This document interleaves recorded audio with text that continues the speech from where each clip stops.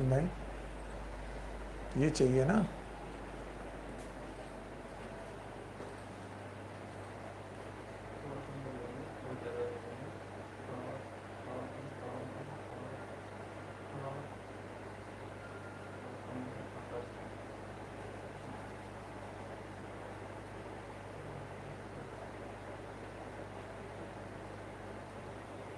थोड़ा आगे बढ़ाओ इसे।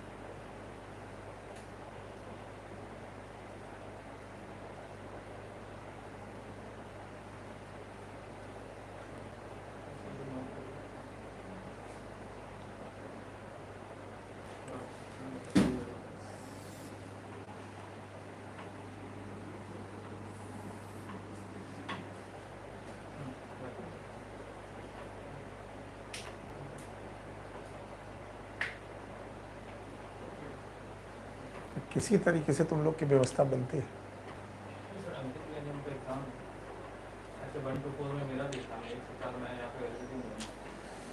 मैं आपसे बोल ही नहीं रहा हूँ, हम अपने सिस्टम से परेशान। क्या कर सकते हैं हम? आपकी एग्ज़ाम है, किसका एग्ज़ाम है, किसका नहीं है।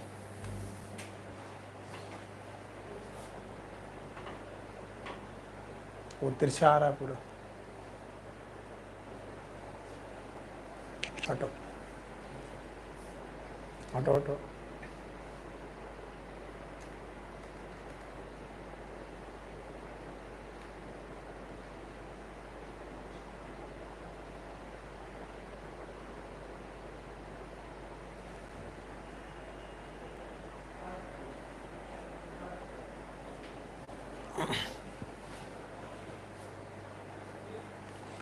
ओके, गुड मॉर्निंग बच्चों। सो हम लोगों ने पहला चैप्टर सक्सेसफुली किसी तरीके से ख़त्म किया, और chapter was the living word. आप लोगों को एक पीडीएफ सेंड की गई थी, कुछ लोगों का मैसेज आ रहा कि वो पीडीएफ शायद वहाँ से हट गई है। ठीक है, तो ऐप में दोबारा से वो पीडीएफ हम लोग ओपन करके डलवाने वाले हैं। और आज हम लोग एकदम फ्रेश चैप्टर शुरू कर रहे हैं, और ये यूनिट 1 का एक बहुत बहुत इंपॉर्टेंट टॉपिक है, and that is known as living word. Sorry, I think living word we have completed. It is known as biological classification.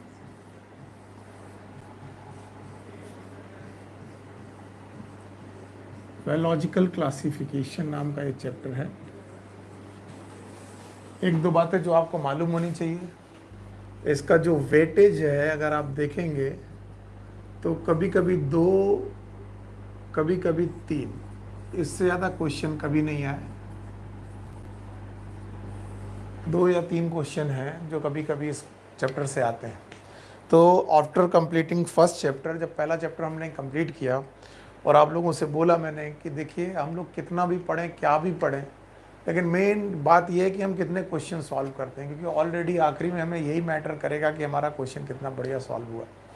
सो क्यों ना हम लोग इसके मोस्ट इम्पॉर्टेंट टॉपिक्स को या फिर पूरे चैप्टर को एक एक करके आगे बढ़ते हैं और देखते हैं इस चैप्टर में और क्या क्या बातें आ सकती हैं। चलिए, सो बायोलॉजिकल क्लासिफिकेशन में फर्स्ट ऑफ ऑल एक शब्द आता है क्लासिफिकेशन, और ये मैं आपको पहले भी पढ़ा चुका हूं कि what is the meaning of classification. मैं आपको ऑलरेडी क्लासिफिकेशन का मतलब पढ़ा चुका हूं। Classification is nothing, it is a grouping of organism.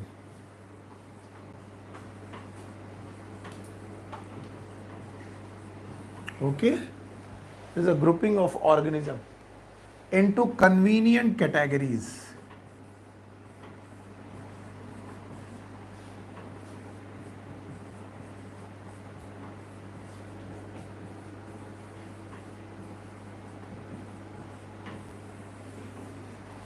Grouping of organism into convenient categories, it is known as classification. और हम लोगों ने बोला था इन कैटेगरीज को हम लोग किस नाम से देंगे? कैटेगरीज कैन बी एनीथिंग, इसी का नाम हम लोगों ने टैक्सा रखा था। और पूरे चैप्टर में मैंने कैटेगरीज क्या होती है मैंने बता रखा था। Categories is depend upon the characters. आप कैरेक्टर्स बदलिए, कैटेगरीज बदल जाएंगी। सो कैटेगरीज जो होती हैं ये डिपेंड्स करती हैं, depends upon character. What is biological classification? Biological classification में हम लोग ऑर्गेनिज्म, बायोलॉजिकल मीन्स ऑर्गेनिज्म से रिलेटेड क्लासिफिकेशन है। और इस क्लासिफिकेशन में हम लोग क्या पढ़ने वाले हैं? So grouping of organism into convenient categories. हम कन्वीनियंट कैटेगरीज में ग्रुपिंग ऑफ ऑर्गेनिज्म करने जा रहे हैं। और कैटेगरीज क्या हैं? These are known as taxa. और टैक्सा किन बातों पर डिपेंड करते हैं? Taxa depend upon the characters. बहुत तरीके से हम लोगों ने इसको समझने की कोशिश की है। अच्छा, सबसे पहली बात ये होती है कि क्लासिफिकेशन एक्चुअली कब शुरू हुआ और क्यों शुरू हुआ। जो भी क्लासिफिकेशन है, क्या अर्ली लाइफ से या जब से हमारा सिविलाइजेशन हुआ है तब से ये क्लासिफिकेशन थे या नहीं थे? तो याद रखना, बोलते हैं कि जब भी स्टार्ट ऑफ सिविलाइजेशन हुआ है, एक छोटा सा पॉइंट एनसीईआरटी शुरू करता है, स्टार्ट ऑफ सिविलाइजेशन। जब हम लोगों में सभ्यताओं का बेटा उदय हुआ, जब सभ्यताएं बनी, तो स्टार्ट ऑफ सिविलाइजेशन के समय से classification is a instinct. Instinct का मतलब होता है ऐसा करेक्टर जो आप जन्मजात रखते हैं। इंस्टिंक्ट का मतलब ही होता है जन्मजात आपके पास एक करेक्टर होता है कि यू क्लासीफाई एनीथिंग। आप खुद सोच करके देखिए, आपके घर में आने वाले कुछ लोगों को बचपन से आप जानते हैं कि ये गंदे हैं, ये अच्छे हैं। आपने दो कैटेगरीज बना के रखी हुई है, एक अच्छी कैटेगरी आपके दिमाग में है, वो अच्छी कैटेगरी, और दूसरी कैटेगरी बना के रखी है आपने गंदी कैटेगरी। तो आप कुछ लोगों को बोलते हो ये अच्छे अंकल है, अच्छी आंटी है, कुछ लोगों को बोलते हो ये गंदे अंकल है, गंदे आंटी है। या फिर आपने फूड की चॉइस बचपन से बना के रखी है, मम्मा ये खाना नहीं खाना, ये अच्छा नहीं है, ये गंदा है, ये खाना खाना है, मुझे अच्छा लगता है। So you are already make some categories, आपने ऑलरेडी कैटेगरीज बना रखी हैं। तो इंस्टिंक्ट का मतलब ही होता है जो जन्म से आपके पास कैरेक्टर है, जन्म से पलक झपकते हैं आप, जन्म से आपके पास एक कैरेक्टर है कि आप चीजों को क्लासीफाई करें। और याद रखना, ऐसे क्लासिफिकेशन को हम लोग इंस्टिंक्टिव क्लासिफिकेशन बोलते हैं। इंस्टिंक्टिव क्लासिफिकेशन का मतलब ऐसे क्लासिफिकेशन होते हैं, उन क्लासिफिकेशन की बात होती है जिनमें साइंस इन्वॉल्व नहीं होती, इनमें केवल आपका मन इन्वॉल्व होता है, साइंटिफिक नहीं होते। These are not scientific,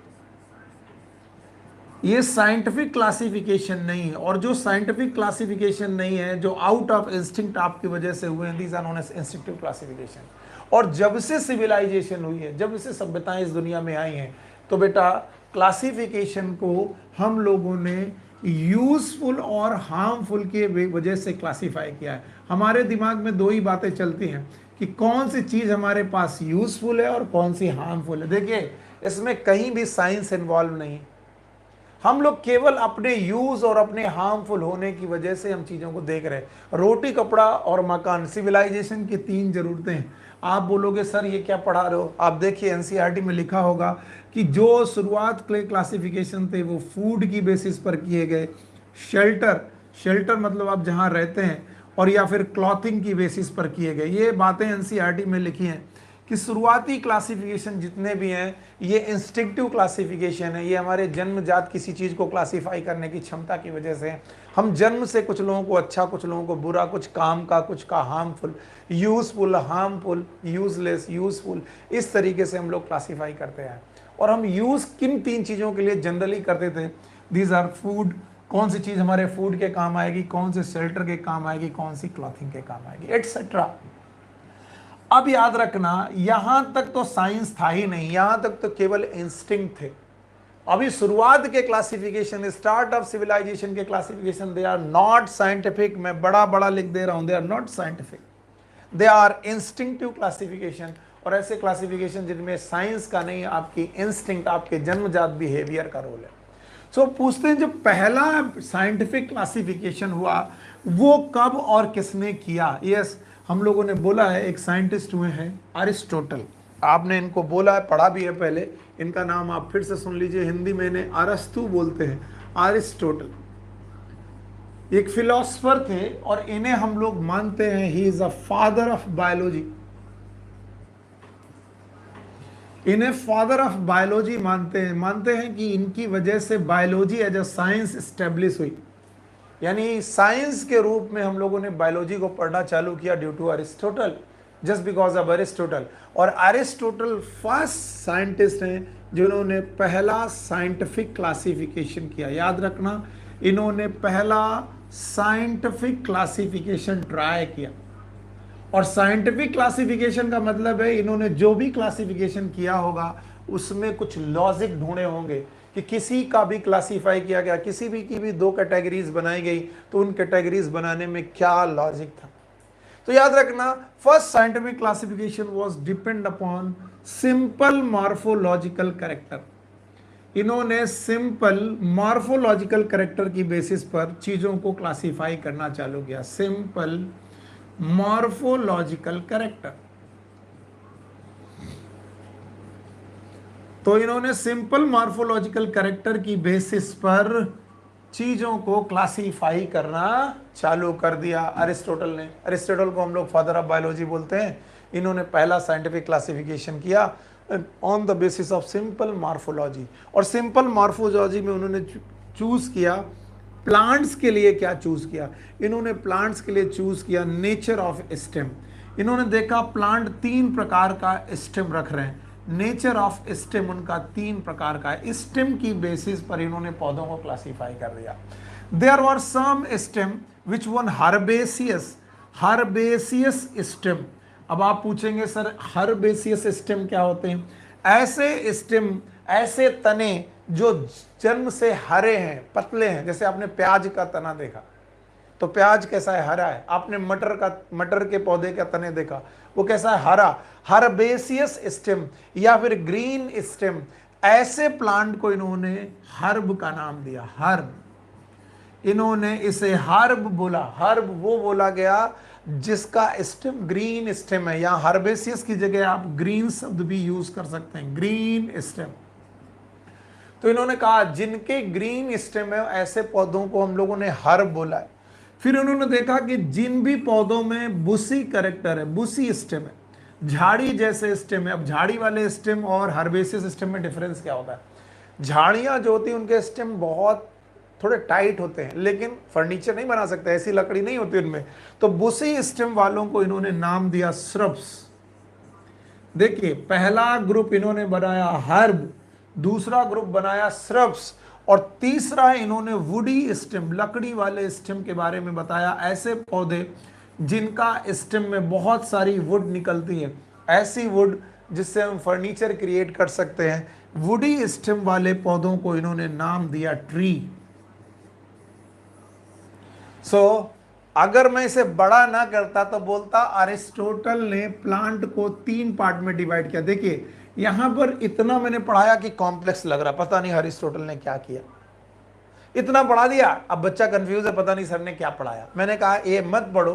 Aristotle ने प्लांट को 3 भागों में बांट दिया। उन्होंने बोला प्लांट 3 प्रकार के होते हैं, one is herb, another one is shrub, another one is tree. अब अगर आपसे कोई पूछे किसे हर्ब बोलोगे, किसे श्रब बोलोगे, किसे ट्री बोलोगे, तो आप बता पाओ जिनके तने हरे हैं, हरे तने वाले पौधे हर्ब है। झाड़ी जैसे कि आप मेहंदी का पौधा देखें, ऑरेंज का पौधा देखें, तो आप लोगों को ये झाड़ी जैसे दिखेंगे, वो है श्रब। और नीम, आम, सागौन, ये सब क्या है? ट्री हैं। तो इन्होंने बोला दुनिया में प्लांट को 3 पार्ट में बांटा जा सकता है। और ये प्लांट को 3 पार्ट में बांटने के लिए उन्होंने इंस्टिंक्ट का यूज नहीं किया, अच्छे बुरे का यूज नहीं किया। उन्होंने विज्ञान लगाया, साइंस लगाया, और साइंस में उन्होंने जो क्राइटेरिया लिया, जो करेक्टर लिया, it is nature of stem. Nature of stem पर उन्होंने, अरिस्टोटल ने इन्हें हर्ब, श्रब और ट्री में 3 पार्ट में बोला। तो बोला गया अरिस्टोटल जो कि फादर ऑफ बायोलॉजी माने जाते हैं, इन्होंने पहला साइंटिफिक क्लासिफिकेशन किया और पहले साइंटिफिक क्लासिफिकेशन में इन्होंने प्लांट को हर्ब और श्रब और ट्री 3 भागों में बांट दिया। ऐसा नहीं कि अरिस्टोटल ने केवल प्लांट का क्लासिफिकेशन किया हो, इन्होंने एनिमल के क्लासिफिकेशन को भी ट्राई किया, ध्यान रखना। और इन्होंने दुनिया भर के एनिमल्स को केवल 2 ग्रुप में बांटा। इन्होंने बोला there are some animal with red blood, with red blood. मैंने यहां आरबीसी शब्द यूज नहीं किया, ऑल्दो बाद में आरबीसी उसका कारण जरूर बनेगा, लेकिन आपको यहां पर याद रखना है कुछ ऐसे एनिमल जिनका ब्लड रेड है, that is known as red blood. दूसरे ऑर्गेनिज्म ऐसे हैं जिन्हें हम लोगों ने कहा विदाउट रेड ब्लड। ऐसे ऑर्गेनिज्म जिनका ब्लड रेड नहीं है, these are known as without red blood. तो याद रखना एनिमल को उन्होंने 2 पार्ट में बांटा, one is known as with red blood, another one is known as without red blood. जो विथ रेड ब्लड है इसके लिए इन्होंने एक शब्द यूज किया, it is known as enaima. आप याद रखिएगा, it is known as enaima, ये शब्द याद रखिएगा, इनेमा। और विदाउट रेड ब्लड वालों के लिए इन्होंने शब्द यूज किया आनेमा। याद रखना, अगर कभी भी कंफ्यूजन हो जाए कि सर समझ में नहीं आ रहा है, तो आप क्या समझने की कोशिश करेंगे वो मैं आपको बता रहा हूं। पहली बात तो ये, इसी शब्द से शब्द बना है अनीमिया, अनेमा से ही उठाया गया है एक शब्द anaemia. And you better know what is the meaning of anaemia, खून की कमी। अनीमिया का मतलब लेस ब्लड या फिर थोड़ा सा ब्लड कम हो जाना, इसका मतलब है रेड ब्लड का कम हो जाना, अनीमिया शब्द बनाता है। तो कभी भूल जाओ कि विदाउट रेड ब्लड वाले को क्या बोला गया था, तो अनीमिया याद रखना, उसे आपको अनेमा याद रखेगा, याद रहेगा। इसके बाद जिनका रेड ब्लड है उनको हम लोगों ने नाम दिया इनेमा, इनेमा नाम दिया। आगे चलें, इस इनेमा वाले ऑर्गेनिज्म को इन्होंने 2 पार्ट में फिर से बांटा। कुछ ऐसे जो एग लेइंग थे उनका नाम उन्होंने रखा ओवी पैरा, अंडा पैदा करने वाले जानवर। और दूसरे प्रकार के ऑर्गेनिज्म ऐसे थे जो बच्चे पैदा करते हैं, and these were known as vivipara, ovipara and vivipara, ovipara and vivipara. तो आपने देखा आपकी बुक में ये वाला पोर्शन नहीं दिया है, याद रखना, it is not given in NCERT, ये एनसीईआरटी में नहीं है। ये वाला पोर्शन का नाम अनेमा और इनेमा एनसीईआरटी में नहीं है, लेकिन इतना जरूर दिया है कि इन्होंने बोला है कि एनिमल के 2 ग्रुप हैं, one is with red blood, another one is without red blood. तो आज आप विथ रेड ब्लड वाले का नाम इनेमा याद कर लें और विदाउट रेड ब्लड वाले का नाम अनेमा, ऑफ और विदाउट, नेमा मतलब ब्लड एंड रेड ब्लड जिनके पास नहीं है। Now I am asking you 2 or 3 question regarding this. अगर मैं पूछूं कि अर्थवर्म को आप किस में इंक्लूड करेंगे, बताए। पहली बात तो अर्थवर्म प्लांट है कि एनिमल, आपको मालूम है ये केचुआ है, आपको मालूम है ये एनिमल है, बताइए अर्थवर्म को आप किस में इंक्लूड करेंगे। अर्थवर्म का रेड ब्लड है, इसका मतलब वो किस में जाएगा, yes it will be into enema. अगर मैं बोलूं कि मॉस्किटो को किस में रखेंगे, मॉस्किटो, मॉस्किटो आपने देखा है, मच्छर को किस में रखेंगे। अच्छा, तो आप मच्छर को किस में रखेंगे, कुछ लोग बोलेंगे सर हम उसे इनेमा में रखेंगे। नो, क्योंकि मच्छर में जो अपना खून है उसका कलर रेड नहीं होता, तो फिर जो मच्छर आप मार देते हैं उसके पेट से तो लाल खून निकलता है। बच्चों, ये खून आपका है जो मच्छर ने पी लिया है, इसका मतलब फीमेल मॉस्किटो ने आपका ब्लड पी लिया, इस वजह से वो रेड दिख रहा। अदरवाइज मॉस्किटो, ये अक्सर मुझसे क्वेश्चन पूछा जाता है कि mosquito belongs to, it is अनेमा। ऑर्थ्रोपोडा के मोस्ट ऑफ यानी almost all member they belong to, you know, they belong to अनेमा। सो याद रखना पड़ेगा कि प्लांट को कितने पार्ट में बांटा। देखिए, plant is herb, shrub and tree, and animal is with red blood and without red blood. With red blood is enema, without red blood is anema. एक छोटी सी जानकारी करने के लिए हमें इतना समय लग गया। चलिए, मैं जब तक मिटा रहा हूँ आप लोग इसे लर्न करने की कोशिश करिए। और अगर कभी किसी को ये लगता है कि सर नोट्स नहीं बनाते, ये नोट्स ही हैं बेटा।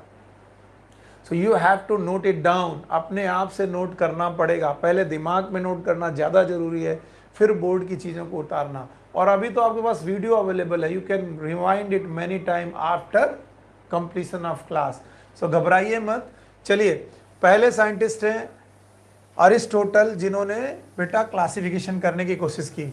मोस्ट ऑफ द टाइम मेरी एक आदत रही है कि मैं बोर्ड में कुछ भी लिखा हुआ नहीं छोड़ता हूँ, और जब मैं बोर्ड में कुछ लिखा हुआ नहीं छोड़ता हूँ तब मैं तुमसे पूछता हूँ कि क्या तुम्हें समझ में आया। अगर तुम जवाब दे देते तो मुझे लगता है जो मैंने पढ़ाया वो मैंने आपके ब्रेन में लिखा। चलिए, I am going to try it. चलिए बताओ, what is classification? It is a grouping of the organism into convenient category. पहली डेफिनेशन आप पास कर गए। दूसरा पॉइंट, पहले के classification at the time of civilisation के क्लासिफिकेशन साइंटिफिक थे कि नॉन साइंटिफिक? Non scientific. और उन क्लासिफिकेशन को हम लोग इंस्टिंक्टिव क्लासिफिकेशन कह रहे थे, जो किस पे डिपेंड कर रहे थे? फूड पे, शेल्टर पे और क्लॉथिंग पर, रोटी कपड़ा और मकान पर। क्या कोई पहला वैज्ञानिक क्लासिफिकेशन हुआ? यस। किसने किया? एरिस्टोटल ने। और एरिस्टोटल को हम लोग किस नाम से जानते हैं? Father of biology. और एरिस्टोटल ने पहला क्लासिफिकेशन किया प्लांट का अलग और एनिमल का अलग। प्लांट का क्लासिफिकेशन करते वक्त उन्होंने लिया नेचर ऑफ स्टेम और 3 तरीके के प्लांट, हर्ब, श्रब, ट्री। और एनिमल का क्लासिफिकेशन उन्होंने किया रेड कलर की बेसिस पर, with red colour, without red colour. With red colour वालों को नाम दिया इनेमा और विदाउट रेड वालों को नाम दिया अनेमा। इनेमा को फर्दर उन्होंने 2 भाग में बांटा, विविपैरा और ओविपैरा। ओविपैरा वो जो अंडे पैदा करें, विविपैरा वो जो बच्चे पैदा करें। और इस तरीके से मैंने आपको क्लासिफिकेशन की, शुरुआती क्लासिफिकेशन की बात की। अरिस्टोटल के बहुत बाद, मैं बोल दूं बहुत बाद, एक साइंटिस्ट आते हैं, इनका नाम हम लोगों ने पहले भी पढ़ रखा है। He is Carolus Linnaeus, C for Carolus, and he is a Carolus Linnaeus. कई बार कोरोलस लीनियस को हम लोग बोलते हैं father of taxonomy, father of classification, father of taxonomy, taxonomy. और इन्होंने आकर के किंगडम सिस्टम की शुरुआत की। The Carolus Linnaeus was the first scientist जिसने किंगडम सिस्टम को शुरू किया इस दुनिया में। और कोरोलस लीनियस ने सबसे पहले इंट्रोड्यूस किया, it is known as 2 kingdom system. इसे आप कभी नहीं भूलेंगे, 2 किंगडम सिस्टम। अगर कभी आपको दिक्कत लगे तो देखिए, इन्होंने 2 चीज़ों से रिलेटेड बहुत सारी चीज़ें बताई हैं। जैसे इन्होंने 2 शब्द नेम देते वक्त इन्होंने कहा था बाइनोमियल नोमेनक्लेचर, यानी उन्होंने बोला था नाम में, साइंटिफिक नेम में 2 पार्ट होते हैं। आज हम लोग पढ़ रहे हैं, इन्होंने पूरी दुनिया के ऑर्गेनिज्म को 2 किंगडम में बांट दिया। और 2 किंगडम में बांटते वक्त इन्होंने कहा कि एक बड़ा किंगडम होगा, that is known as plantae. इन्होंने अपने लैटिन शब्द में बोला था plantae, and that is also known as plant kingdom. इन्होंने बोला कि उस किंगडम का नाम प्लांट किंगडम होना चाहिए, और इन्होंने प्लांटी शब्द यूज किया उस प्लांट किंगडम के लिए। और दूसरी तरफ उन्होंने बेटा एक और क्लासिफिकेशन किया, और उसका नाम रखा इन्होंने Animalia. Animalia is nothing, it is animal kingdom. इसी को इन्होंने नाम दिया एनिमल किंगडम। अब आपको मैं बता दूं कि लीनियस के सिस्टम का प्रभाव इतना है कि आज भी दुनिया भर के लोग बायो में केवल 2 ही चीजें जानते हैं। बोलते हैं दुनिया में या तो लोग पौधे हैं, या फिर वो मतलब जानवर हैं। पौधे और जानवर के अलावा हम कुछ जानते नहीं। 2 किंगडम क्लासिफिकेशन बहुत फेमस क्लासिफिकेशन है, और पूरे के पूरे दुनिया के लोगों ने कहा कि या तो बेटा कोई प्लांट है और या तो कोई एनिमल है। और जब मैं ये कहूँ कि लीनियस का क्लासिफिकेशन बहुत साइंटिफिक था, तो आप बोलोगे कि सर साइंटिफिक था तो क्या लॉजिक है? मुझे लॉजिक बताइए, किस बेसिस पर इनको प्लांट बोला गया और किस बेसिस पर उनको एनिमल बोला गया? वैसे बेसिस तो बहुत थे, पर उनमें से मेजर बेसिक मैं यहाँ पर लिख रहा हूँ, मेजर बात जो आपको याद रखनी है, सबसे मेजर बात आपको जो याद रखनी है वो क्या है? वो ये है कि उन्होंने कहा plant are the organism with cell wall. Plus का मतलब होता है विथ सेल वॉल, यानी जिनकी कोशिकाओं में कोशिका भित्ति है वो मेरे लिए प्लांट हैं। और एनिमल के लिए उन्होंने बोला कि विदाउट, यानी निगेटिव सेल वॉल और विदाउट सेल वॉल, जिनकी कोशिकाओं में कोशिका भित्ति नहीं है, यानी सेल वॉल नहीं है, वो लोग एनिमल हैं। याद रखना, अगर कभी आपको कंफ्यूजन हो तो याद रखना, हर कोशिका में, भित्ति सब तो मुझे नहीं मालूम एक्चुअली क्या होता है, लेकिन फिर भी वॉल और मेम्ब्रेन में डिफरेंस आप समझते हैं। हमने पढ़ाया था कि यहाँ पर न्यूक्लियस होता है, साथ में साइटोप्लाज्म होता है।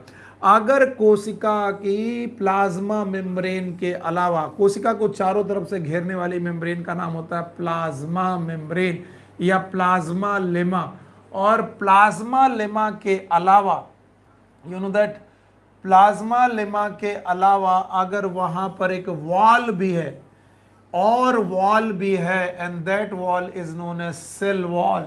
अगर सेल वॉल प्रेजेंट है बच्चों, तो याद रखना, सेल वॉल अगर प्रेजेंट है तो it is known as plant. इन्होंने सिंपल क्राइटेरिया लिया। हालांकि अब आप बोलोगे क्या माइक्रोस्कोप का डिस्कवरी हो चुका था? नहीं, तो फिर या फिर कैसे देख रहे थे या क्या हो रहा था, यस, उसके बारे में I am not sure, but आपको इतना मालूम है इन्होंने एक और चीज रखी थी, वैक्यूल। एक और क्राइटेरिया रखा था, वैक्यूल। ऑल्दो सेल में वैक्यूल बड़ा साइज का हो, ये प्लांट की खासियत है, और सेल में वैक्यूल अगर छोटे छोटे साइज के हों तो वो कौन है? एनिमल। तो याद रखना, बड़े क्राइटेरिया में उन्होंने कहा था जिसके पास सेल वॉल है वो प्लांट है, और जिसके पास सेल वॉल नहीं है वो है एनिमल। और इस तरीके से लीनियस ने 2 किंगडम क्लासिफिकेशन आपके सामने रखे थे। अच्छा, 2 किंगडम क्लासिफिकेशन पढ़ लेने के बाद आपके सामने क्या क्या बातें सामने आएंगी, जरा उसको एक बार दिखाते हैं। चलिए इसे मिटाते चल रहे हैं।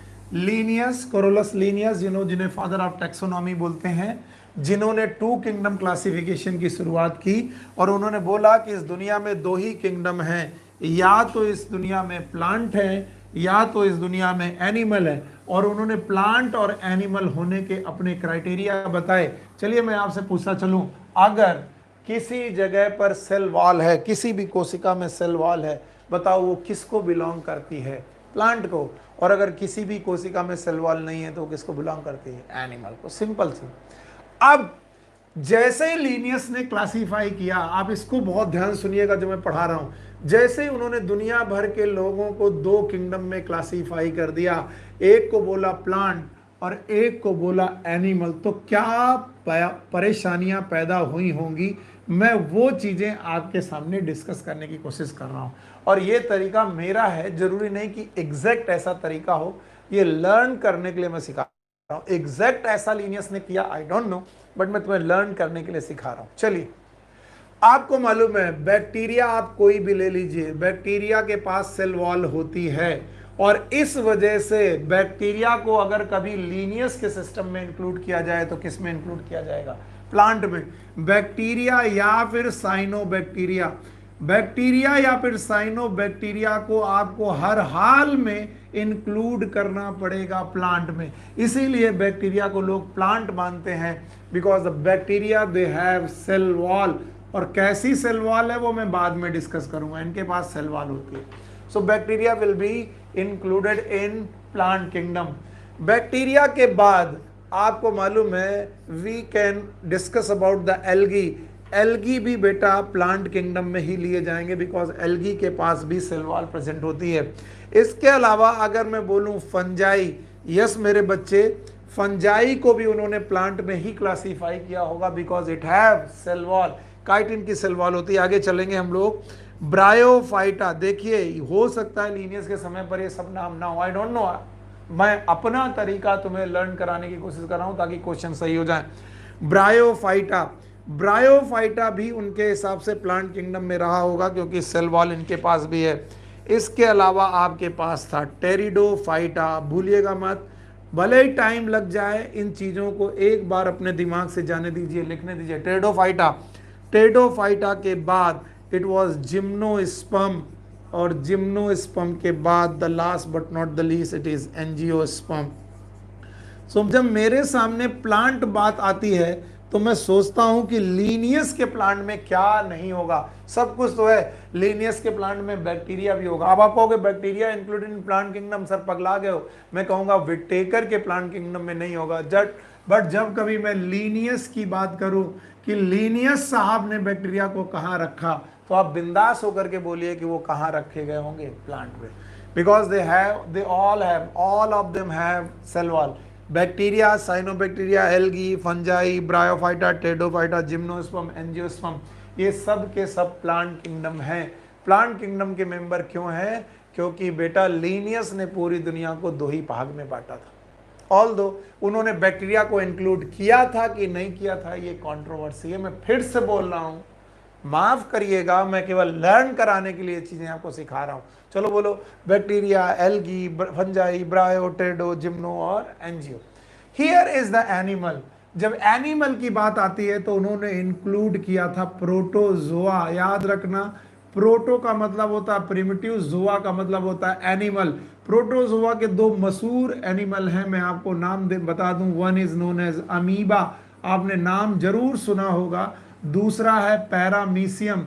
अमीबा और पैरामीशियम आपने ना सुने हो ऐसा हो ही नहीं सकता। और भी प्रोटोजोआ में बहुत सारे मेंबर हैं। तो प्रोटोजोआ के अलावा उन्होंने यहाँ पर जोड़ सुना था पोरीफेरा। पोरीफेरा उस समय था नहीं था, इस पे मत बड़ी बहस करिएगा मुझसे, क्योंकि ये बहस आपको बहुत दूर ले जाएगी। मैं आपको आज के हिसाब से लीनियस के प्रोस्पेक्ट को देखने की बात कर रहा हूँ। पोरीफेरा के अलावा आपने सुना होगा टीनोफोरा। टीनोफोरा के अलावा सीलेंट्रेटा। सीलेंट्रेटा के अलावा प्लैटीहेल्मिन्थेस। मैं बता रहा हूं, मेरे लेक्चर के बाद आपको बहुत सारे लोग बोलेंगे कि आपके सर ने गलत पढ़ाया। मैं फिर से बोल रहा हूं, आज के प्रोस्पेक्ट से, भले ये शब्द उस समय ना हो, पर आज के प्रोस्पेक्ट से अगर किसी के पास सेल वॉल नहीं है तो बताओ वो किस में रहा होगा? एनिमल में रहा होगा। सो सीलेंट्रेटा के बाद आपको मालूम है इट इज प्लैटीहेल्मिन्थेस।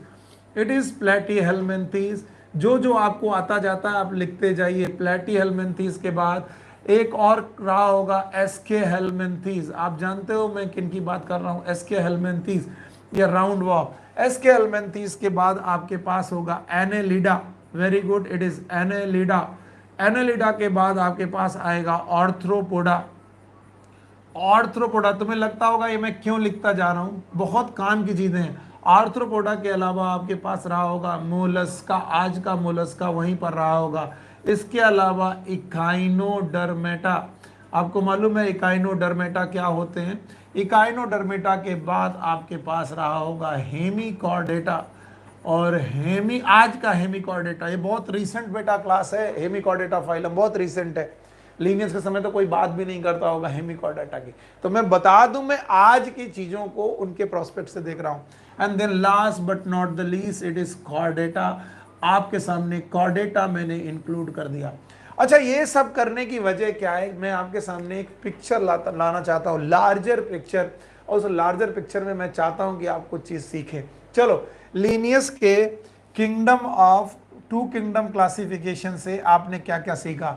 इन्होंने बोला कि दुनिया भर के जितने प्राणी हैं, चाहे वो प्लांट हो, चाहे वो कैसे भी हो, उनको कितने किंगडम में बांटना है? दो किंगडम में, या तो प्लांट या तो एनिमल। प्लांट वो जिनके पास सेल वॉल है, एनिमल वो जिनके पास सेल वॉल नहीं है। प्लांट के में कौन कौन से आज के हिसाब से इंक्लूड कर सकते हैं? Bacteria, cyanobacteria, algae, fungi, bryo, टेडो, जिम्नो, एंजियो। अच्छा, एनिमल में क्या क्या इंक्लूड कर सकते हैं?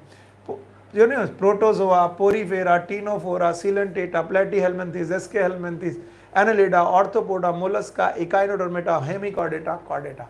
अब आपको एक ब्यूटी दिखाते हैं। You know that this bacteria are unicellular. U by C का मतलब हो गया यूनिसेलुलर, जगह कम है इसलिए मैं ऐसे लिखूंगा। Algae can be unicellular, can B multicellular, can be unicellular, can B multicellular. तो अब आप बोलोगे सर यूनिसेलुलर एल्गी का नाम बताओ, तो मेरे पास दो बड़े मेजर नाम है। One is known as chlorella. बताइए क्लोरेला कैसा है? एक एल्गी है पर कैसा है? यूनिसेलुलर। इसके अलावा एक और नाम है क्लेमाइडोमोनास। अब आपके मन में आ रहा होगा कि मैं इन्हीं दोनों को नाम क्यों ले रहा हूं, क्योंकि एनसीईआरटी में थोड़ी देर बाद इनकी चर्चा होगी और तब मैं आपको समझा नहीं पाऊंगा। अगर इसी वजह से मैं अभी से तैयार करके रख रहा हूं, आप सीखो। There are so many multi cellular algae, मुझे नहीं मालूम। आपको मालूम है fungi can be unicellular, can be multi cellular. मुझे मालूम है फंजाई यूनिसेलुलर भी हो सकते हैं, मल्टी सेलुलर भी हो सकते हैं। ब्रायोफाइटा से लेकर एंजियोस्पर्म तक all of them are multi cellular, सब के सब ये मल्टी सेलुलर है। तो बताइए कौन कौन मल्टी सेलुलर मिला? यस, ब्रायोटेडो, gymno, angio, all of them are multi cellular. चलो मेरे साथ बोलो, bacteria is unicellular, bacteria unicellular है। एल्गी में भी यूनिसेलुलर, में भी multi cellular. Sir unicellular algae के एग्जांपल बता दीजिए। लो भाई, ये रहे यूनिसेलुलर एल्गी के example. One is chlorella, another one is chlamydomonas. Sir multi cellular algae, there are so many algae में पढ़ाऊंगा। Fungi, fungi can be unicellular, can be multi cellular, दोनों तरीके के हो सकते हैं। ब्रायोटेरिडो, gymno and angiosperm all are multi cellular. Now see this, इसे भूलिएगा मत। लीनियस के क्लासिफिकेशन में protozoa was classify under the animal, और इन प्रोटोजोआ के मेंबर के बारे में हम सब जानते हैं, दे आर यूनिसेलुलर। अगर कोई पूछे अमीबा कौन है, तो आप बोलोगे सर अमीबा यूनिसेलुलर है। मैं बोलूं पैरामीशियम कैसा है, आप बोलोगे सर यूनिसेलुलर है। और अगर मैं बाकी लोगों को पकड़ लूं, बाकी लोगों को एक साथ में खींच रहा हूं और आपको जवाब देना पड़ेगा। बाकी लोग कौन कौन? Porifera ctenophora, coelenterata, platyhelminthes, aschelminthes, annelida, arthropoda, mollusca, echinoderma, hemichordata, chordata, they all of them are multicellular. अब आपकी सबसे बड़ी समस्या ये है कि सर ये यूनिसेलुलर मल्टीसेलुलर के पीछे इतना क्यों पड़े? इसलिए पड़े हैं कि प्लांट के क्लासिफिकेशन की सबसे बड़ी समस्या, इसमें यूनिसेलुलर लोग भी हैं, मल्टीसेलुलर लोग भी। एनिमल की क्लासिफिकेशन की बड़ी व्यवस्था, इसमें यूनिसेलुलर भी है और मल्टीसेलुलर भी है। इसका मतलब two kingdom classification was famous but not the sufficient. फिर से, टू किंगडम क्लासिफिकेशन लीनियस का बहुत फेमस हुआ है, लेकिन वो अच्छा क्लासिफिकेशन कभी नहीं माना गया। अच्छा नहीं माना गया तो सर इसकी कुछ लिमिटेशन रही होंगी, इसकी सर कुछ प्रॉब्लम रही होंगी। यस, जो पहली प्रॉब्लम है, मैं यहां पर लिख रहा हूं लिमिटेशंस। जो पहली प्रॉब्लम है लीनियस के क्लासिफिकेशन की, मैं यहां लिख दे रहा हूं लिमिटेशन। लिमिटेशंस, क्या शॉर्ट कमिंग है, क्या प्रॉब्लम रही लीनियस के क्लासिफिकेशन की? तो लीनियस के क्लासिफिकेशन की पहली जो प्रॉब्लम है, unicellular were classified along with multicellular. Unicellular और मल्टीसेलुलर ऑर्गेनिज्म को साथ साथ क्लासिफाई कर दिया गया। यूनिसेलुलर और मल्टीसेलुलर में देयर वाज नो डिफरेंशिएशन, कोई भी डिफरेंशिएशन नहीं था। आप कहोगे क्या बात कर रहे हो सर? बिल्कुल सही बात है। ये देखो, ये आपके सामने प्लांट किंगडम लिखा हुआ है, और अभी अभी मैंने प्रूव किया, इतनी देर से मैं प्रूव कर रहा हूं कि plant can be unicellular, can B multicellular. Plant एक कोष की भी हो सकता है, प्लांट बहुकोष की भी हो सकता है। तो पहली समस्या ये है कि प्लांट यूनिसेलुलर और मल्टीसेलुलर दोनों हो सकते हैं। समझ में आया? अगर इतना समझ में आया तो मैं आपको दूसरी समस्या की तरफ लेके चलता हूं। अगर आप ये दूसरी समस्या भी सीख जाओगे, देखिए मुझे मिटाना पड़ रहा है क्योंकि यहां पर जगह नहीं है और आपको सिखाना बहुत सारी चीजें हैं मेरे पास। दूसरी समस्या मैं यहां लिखूंगा मिटाने के बाद, लेकिन अभी याद रख लो पहली समस्या क्या है। पहली समस्या, yes they are unicellular and multicellular. Unicellular और मल्टीसेलुलर को एक साथ क्लासिफाई कर दिया गया ना। द सेल, जब कभी भी तुम सेल के स्ट्रक्चर देखोगे तो आपको इस दुनिया में दो तरीके की कोशिकाएं दिखाई पड़ेंगी। One is known as prokaryotic, prokaryotic cell. मैं आपके सामने लिख दे रहा हूं, कुछ कोशिकाएं ऐसी होती हैं जिन्हें हम लोग बोलते हैं prokaryotic cell. And meanwhile there are some cells which are known as eukaryotic cells. Prokaryotic cell and eukaryotic cell. इस दुनिया में दो तरीके की कोशिकाएं आपको दिखाई पड़ेंगी, one is prokaryotic, another one is eukaryotic. Pro का मतलब ही होता है प्रिमिटिव और कैरियन का मतलब होता है nucleus. I need to rough all of this, otherwise आपको बड़ी मुश्किल हो जाएगी, सब इसमें गड़बड़ हो जाएगा। आपको जितना आता है पहले उतना सीखो, उतना कलेक्ट करो। बताओ लीनियस ने कितने किंगडम बनाए? लीनियस ने 2 किंगडम बनाए। आप कंफ्यूज मत हो, मैं आपको वहां तक लेके जाऊंगा जहां तक आपको जरूरी है। लीनियस ने कितने किंगडम बनाए आपको मालूम है? लीनियस ने 2 किंगडम बनाए। यस, पहला किंगडम क्या था? प्लांट, और दूसरा किंगडम कैसा था? एनिमल। तो first kingdom was known as plant kingdom, another kingdom was known as animal kingdom. Plant kingdom और एनिमल किंगडम की शॉर्ट कमिंग लिमिटेशंस मैं सिखाने की कोशिश कर रहा हूं। चलिए एक एक करके पढ़ते हैं। आपको पहले मैं सेल सिखा दूं। जब आप सेल सीख जाएंगे तो आप अपने आप समझ जाएंगे कि मैं क्या बताना चाह रहा हूं। आपको मालूम है सेल 2 प्रकार की है। One is known as prokaryotic, prokaryotic, another one is known as eukaryotic cell। एक प्रोकैरियोटिक सेल है और दूसरी यूकैरियोटिक सेल है। और मैं बताता चलूं, प्रो का मतलब ही होता है प्रिमिटिव, और कैरियोटिक शब्द लिया गया है कैरियन से, और कैरियन का मतलब ही होता है न्यूक्लियस। कैरियन का मतलब ही होता है न्यूक्लियस, और इसका मतलब है ऐसी कोशिका जिसका न्यूक्लियस प्रिमिटिव हो या प्रिमिटिव टाइप ऑफ न्यूक्लियस हो। और यू का मतलब ही होता है ट्रू, और कैरियोटिक शब्द फिर से बेटा न्यूक्लियस से रिलेटेड किया गया है। तो ऐसी कोशिकाएं जिनका न्यूक्लियस ट्रू हो उन्हें बोलते हैं यूकैरियोटिक, और ऐसी कोशिकाएं जिनका न्यूक्लियस बेटा प्रिमिटिव हो ऐसी कोशिकाओं को बोलते हैं प्रोकैरियोटिक। सो मैं आपको एक लाइन खींचता हूं, ऊपर की तरफ मैंने बोला प्रोकैरियोटिक, नीचे की तरफ यूकैरियोटिक। सीधे अगर किसी कोशिका में प्लाज्मा मेम्ब्रेन के बाद न्यूक्लियस वेल फॉर्म ना हो। What is the meaning of well form nucleus? Nucleus के अंदर प्रेजेंट जितना भी जेनेटिक मटेरियल हो, let suppose is a genetic material, let suppose it is a genetic material, वो साइटोप्लाज्म में पड़ा हो।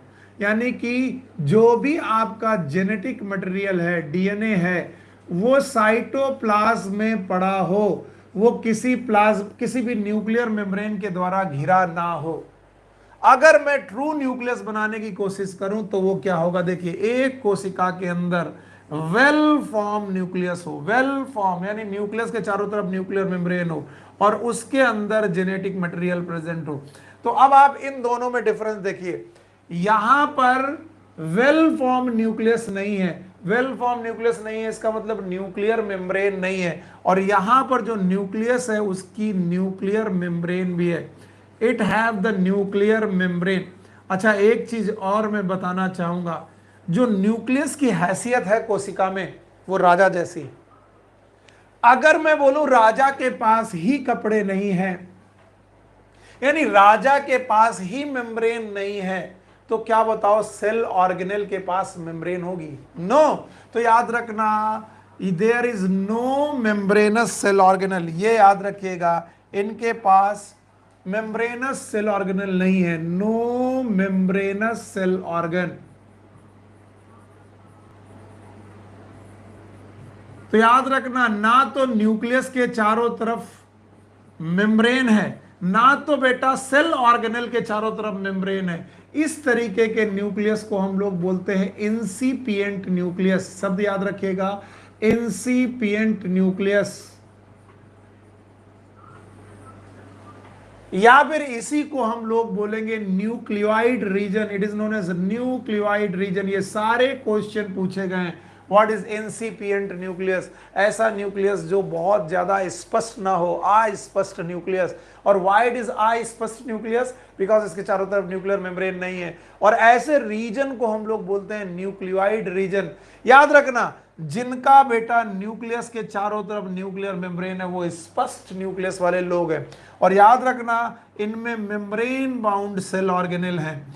दे have membrane bound cell organelle. ये क्वेश्चन कई सालों तक पूछा गया है, इसलिए मैं इतना ज्यादा बता रहा हूं। Membrane bound cell organelle. अब आप पूछेंगे मेम्ब्रेन बाउंड सेल ऑर्गेनेल के एग्जाम्पल क्या है? मैं बताता चलूं, माइटोकॉन्ड्रिया ये एक मेम्ब्रेन बाउंड सेल ऑर्गेनेल है। अगर मैं बोलूं ER एंडोप्लाज्मिक रेटिकुलम, ये मेम्ब्रेन बाउंड सेल ऑर्गेनल है। मैं बोलूं गोल्गी बॉडी, ये भी मेम्ब्रेन बाउंड सेल ऑर्गेनल है, एटसेट्रा। बहुत सारे सेल ऑर्गेनल ऐसे होते हैं जो बेटा मेम्ब्रेन बाउंड होते हैं। One thing it is known as ribosome, ये शब्द याद रखना, राइबोसोम। ये बीच में मैंने क्यों लिखा, because it is non membranous. Ribosome non membranous cell organelle है, और नॉन मेम्ब्रेनस सेल ऑर्गेनल दोनों जगह प्रेजेंट हो सकते हैं, प्रोकैरियोटिक कोशिकाओं में भी और यूकैरियोटिक कोशिकाओं में। इतना याद रखना, जो राजा के पास कपड़े नहीं तो प्रजा के पास कपड़े कैसे हो सकते। राजा कौन, यस न्यूक्लियस। तो न्यूक्लियस के पास अगर न्यूक्लियर मेम्ब्रेन नहीं है तो बाकी सेल ऑर्गेनल के पास भी बेटा मेम्ब्रेन नहीं होंगे, नो मेम्ब्रेन। और यहां पर राजा के पास बेटा मेम्ब्रेन है तो बेटा सेल ऑर्गेनल के पास भी मेम्ब्रेन होगी। मेम्ब्रेन ना भी होगी पर होगी भी, यदि हर तरीके का काम हो सकता है, may be and may not भी। लेकिन याद रखना, वहां पर अगर न्यूक्लियस के पास मेम्ब्रेन नहीं है तो बेटा सेल ऑर्गेनल के पास भी मेम्ब्रेन नहीं हो। इतनी सारी कहानी मैं तुम्हें क्यों पढ़ा रहा हूं, क्योंकि इस दुनिया में केवल बेटा एक ही बड़ा ग्रुप है जो प्रोकैरियोटिक है, एंड बड़ा group, and that is bacteria. यानी दुनिया का कोई भी बैक्टीरिया हो, जैसे मैंने बैक्टीरिया शब्द लिख दिया तो बोलते हैं साइनोबैक्टीरिया भी, yes bacteria can be you bacteria. ये शब्द आपको बैक्टीरिया में लिखा हो, ये भी प्रोकैरियोटिक ही है। कभी कोई बोले सर साइनोबैक्टीरिया, ये भी प्रोकैरियोटिक ही है। इस दुनिया के बैक्टीरिया एक ऐसा मेजर शब्द है, मेजर पॉइंट है जिनमें प्रोकैरियोटिक। कोई बोले sir archaebacteria, yes my dear, किसी भी तरीके के आगे अगर बैक्टीरिया लगा हुआ है तो याद रख लेना दे आर प्रोकैरियोटिक। बैक्टीरिया के अलावा मोस्ट ऑफ, नॉट ऑल मैंने बोला, एक आधे और मिलेंगे, most of the organism they are eukaryotic. ज्यादातर ऑर्गेनिज्म यूकैरियोटिक ही है।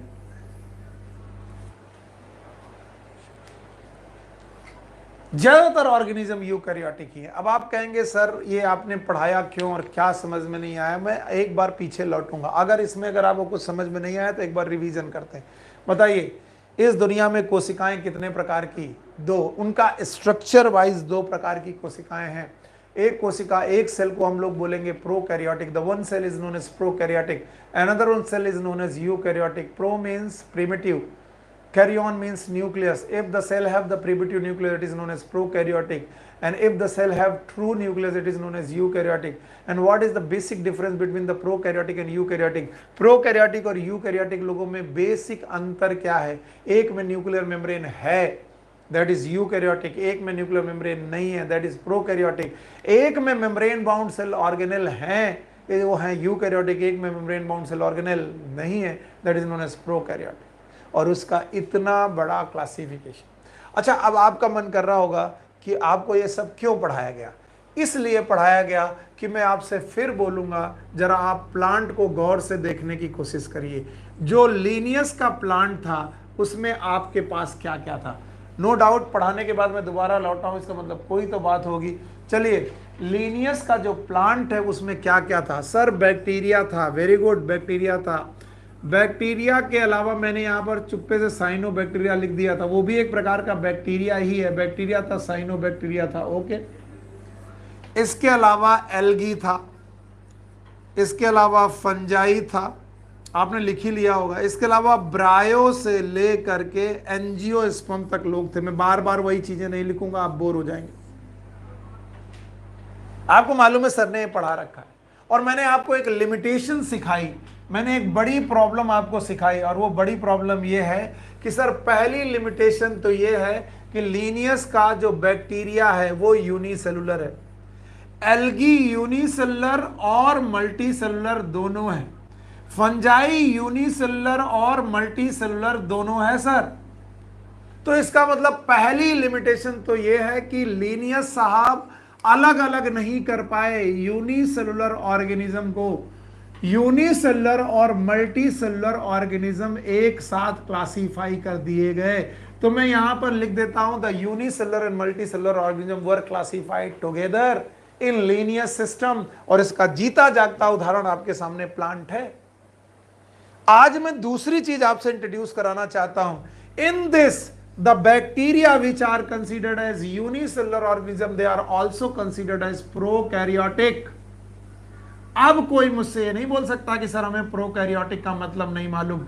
बताओ वो प्रोकैरियोटिक है कौन? बैक्टीरिया। बाकी एल्गी से लेकर एंजियोस्पर्म तक, फिर से बोल रहा हूं, एल्गी, फंजाई, ब्रायोटेडो, जिम्नो, एंजियो, सब के सब, भले यूनिसेलर मल्टीसेलर में बात अलग हो, लेकिन बल सब के सब ये है बेटा यूकैरियोटिक।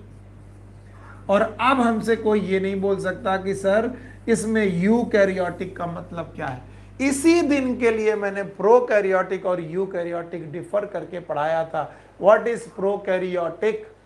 प्रोकैरियोटिक वो जो प्रिमिटिव न्यूक्लियस रखते हैं, और यूकैरियोटिक वो जो ट्रू न्यूक्लियस रखते हैं। और आपको मालूम है primitive nucleus prokaryotic, true nucleus eukaryotic. So दूसरी बड़ी सबसे बड़ी समस्या दिखती है that prokaryotic organism were classified with eukaryotic organism. दूसरी समस्या यही दिखती है कि प्रोकैरियोटिक ऑर्गेनिज्म को यूकैरियोटिक ऑर्गेनिज्म के साथ क्लासिफाई कर दिया गया। तो ये लीनियस की दो बड़ी समस्याएं मैंने आपके सामने रखी। नाउ तो थर्ड मेन प्रॉब्लम, अब आपके सामने मैं तीसरी मेन प्रॉब्लम समझाने की कोशिश कर रहा हूं। आपको मालूम है इस दुनिया में न्यूट्रिशन दो प्रकार का है। आई एम सॉरी, आप लोग एक बार फिर से देखिए। यस, आपको मालूम है इस दुनिया में न्यूट्रिशन दो प्रकार का है। न्यूट्रिशन दो प्रकार का है, मैं इसे यहां पर बता दे रहा हूं। न्यूट्रिशन में एक प्रकार के ऑर्गेनिज्म है जो है ऑटोट्रोपिक।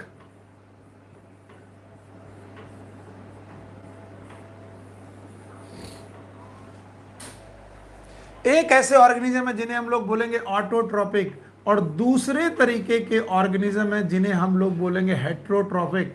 फिर से बेटा आपका टॉपिक थोड़ा इलेबोरेट होने जा रहा है। जब आप बोलते हो कि सर आप एनसीईआरटी के बाहर क्या पढ़ाते हो, केवल एनसीईआरटी पढ़ाते हो, बाहर कुछ नहीं पढ़ाते, आपको कुछ नहीं आता, दीज आर द थिंग्स जब मैं समझाने के लिए आपको एनसीईआरटी के बाहर जाता हूँ। ये वो चीजें हैं जो मैं एनसीईआरटी के बाहर जाकर के आपको समझाने की कोशिश कर रहा हूँ। ऑल दो समझने की कोशिश करेगा। ऑटो का मतलब होता है सेल्फ, और ट्रॉपिक का मतलब न्यूट्रिशन। ऐसे ऑर्गेनिज्म जो अपना न्यूट्रिशन खुद कर ले, अपना खाना खुद बना ले, those are known as autotrophic. Hetero का मतलब होता है non self. Non self, non self का मतलब कोई दूसरा उनके लिए खाना बनाए। नॉन सेल्फ न्यूट्रिशन, ऐसा न्यूट्रिशन जो हमें ना करना आता हो, किसी दूसरे की मदद से करें, those are known as heterotrophic. अब कुछ लोग घर में बैठे होकर सोच रहे होंगे मैं तो अपना खाना खुद बना लेती हूं या लेता हूं, मैं तो ऑटोट्रॉपिक हुआ। नहीं सर जी, यहां खाना कुक करना नहीं है, खाना सिंथेसाइज करना है। सिंथेसाइज करने का मतलब है जब आप कार्बन डाइऑक्साइड और वाटर को पकड़कर C6H12O6 बना दें और ऑक्सीजन बाहर निकले in presence of sunlight and chlorophyll. Chlorophyll की मदद से और सनलाइट की मदद से जब आप कार्बन डाइऑक्साइड और वाटर को यूज करके ग्लूकोज बना लें, ये ग्लूकोज आपका फूड है। तो जो लोग ऐसा कर पाते हैं वो लोग ऑटोट्रॉपिक है। तो जो लोगों के मन में है कि मैं खाना खुद बना लेता या बना लेती हूं, मैं ऑटोट्रॉपिक हूं, जरा सोचें, क्या आप धूप में जाकर खड़े होकर अपनी बॉडी के अंदर फोटोसिंथेसिस कर पाते हैं? नहीं। तो यहां पकाने की बात नहीं है, सिंथेसिस की बात है। हम खाना कुक कर सकते हैं, सिंथेसाइज नहीं कर सकते। तो जो पौधे सिंथेसाइज कर लेते हैं उनके पास क्लोरोफिल होना चाहिए। तो chlorophyll containing organism they are autotrophic. तो याद रखना, एक न्यूट्रिशन होता है ऑटोट्रॉपिक, और ऑटोट्रॉपिक वो ऑर्गेनिज्म होते हैं जो क्लोरोफिलस होते हैं। क्लोरोफिलस का मतलब है जो ग्रीन कलर के होते हैं। अब कुछ लोग बोलेंगे सर क्या मैं, क्योंकि आप लोगों के आंसर मेरे पास बड़े अजीब अजीब क्वेश्चन आते हैं, इस वजह से मैं ये सब बातें करता हूँ, वरना मुझे कोई मजाक करने की ज़रूरत नहीं। कुछ लोग कहते हैं मैं हरा पेंट करा लूँ तो क्या मैं फोटोसिंथेसिस करने लगूंगा, तो मुझे अपसर्ड लगता है, मुझे लगता है ये बच्चा पागल है क्या। तब मुझे लगता है हरा paint is not your chlorophyll, आपकी बॉडी में क्लोरोफिल रखना पड़ेगा, और जिनके पास क्लोरोफिल है वो ऑटोट्रॉपिक है, वो फोटोसिंथेसिस कर लेगा। अच्छा, और जिनके पास बेटा क्लोरोफिल नहीं है, जैसे हम लोग, हमारे पास क्लोरोफिल नहीं है तो हम खाने पर अपने आप खुद नहीं बना पाएंगे, हम दूसरों पर डिपेंड करेंगे।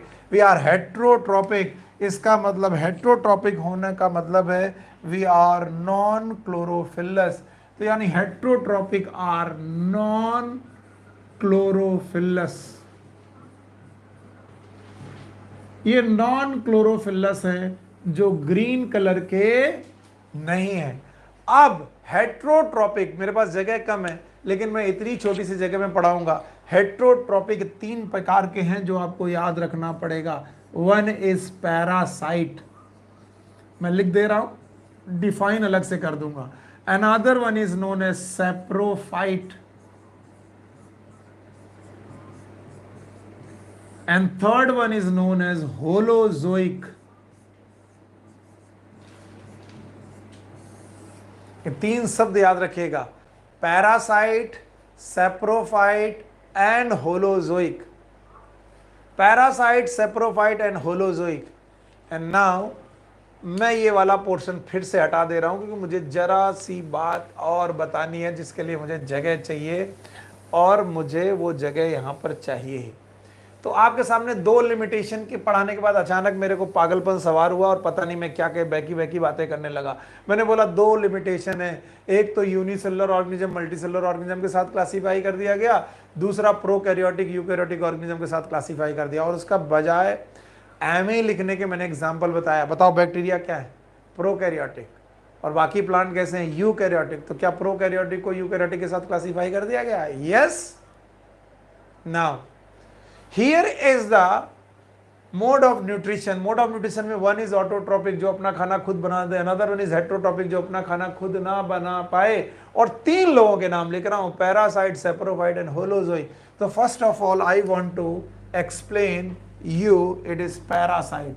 What is parasite? Sir parasite क्या होता है? कई बार मुझसे लोग पूछते हैं what is parasite. Parasite is one living organism depend upon another living organism. अगर आपका मन घबराने लगे तो सोचो, आपकी बॉडी में एक जू है, जू बालों में, वो लिविंग है कि नॉन लिविंग? लिविंग है। और आप कैसे हैं? Non living. No, we are also living. When the one living organism depend upon another living organism for 2 thing, one is food, another one is shelter, then it is known as parasite। one living organism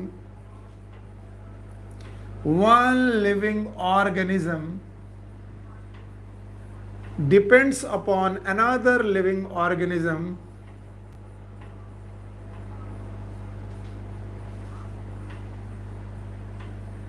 one living organism depend upon another living organism for 2 things, one is food, another one is shelter। यानी वहीं रहे और वहीं खाए, ऐसा बंदा होता है पैरासाइट। अब बताओ, मच्छर पैरासाइट है कि नहीं है? नहीं है। क्यों? क्योंकि मच्छर एक लिविंग ऑर्गेनिज्म है, जो मुझे काटता है, मैं भी एक लिविंग ऑर्गेनिज्म हूं, और काट के चला जाता है। तो फूड भले ले जाता हो लेकिन शेल्टर नहीं लेता, इसलिए मच्छर पैरासाइट नहीं है। दोनों चीजें चाहिए, food and shelter.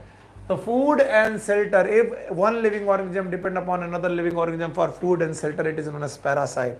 Now parasite हो जाने के बाद what is saprophyte? Sir saprophyte क्या होता है? When one living organism depend upon dead and decaying material, एक जिंदा प्राणी दूसरे मरे हुए प्राणी पर डिपेंड रहे, जिंदा प्राणी पर नहीं, मरे हुए प्राणी पर डिपेंड रहे, that is known as saprozoic और saprophyte. One living organism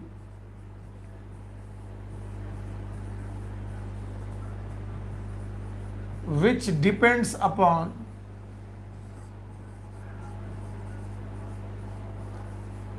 dead and decaying material, dead and decaying material, सड़ी गली चीजों को खाने वाले लोग, they are saprophyte.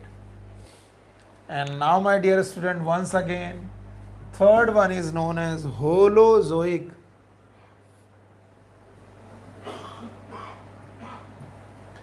Holozoic, holo मतलब टोटल, जोइक मतलब एनिमल, जो टोटल एनिमल की तरह न्यूट्रिशन करे. अब आप कहेंगे एनिमल की तरह न्यूट्रिशन करने का मतलब क्या है? जो प्रिडेशन करे, जो मार कर खाए. अब आप कहोगे सर हम तो मार के नहीं खाते, हम तो रोटी खाते. तो रोटी आपने किससे बनाई? तो बोले सर आटा से. तो आटा कहां से आया? गेहूं से. गेहूं कहां से आया? प्लांट से. तो प्लांट का आपने क्या किया? मर्डर. यस, प्लांट को आपने मारा, प्लांट को काटा. इसका मतलब है प्रिडेशन तरीके का न्यूट्रिशन करे. और 5 स्टेप हों. नंबर 1, उसके न्यूट्रिशन में 5 स्टेप होने चाहिए. नंबर 1 इंजेशन, बाकी आप बताएं. डाइजेशन, आपको मालूम है वो स्टेप क्या है? Ingestion, digestion. इसके बाद एब्जॉर्प्शन, एब्जॉर्प्शन. इसके बाद एसिमिलेशन. और last but not the least it is egestion. तो जो 5 स्टेप में अपना न्यूट्रिशन पूरा करे उसे हम लोग बोलते हैं होलोजोइक न्यूट्रिशन. और holozoic nutrition is total animal like, total animal like.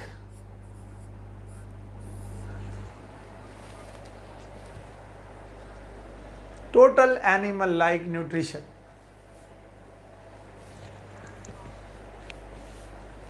Okay.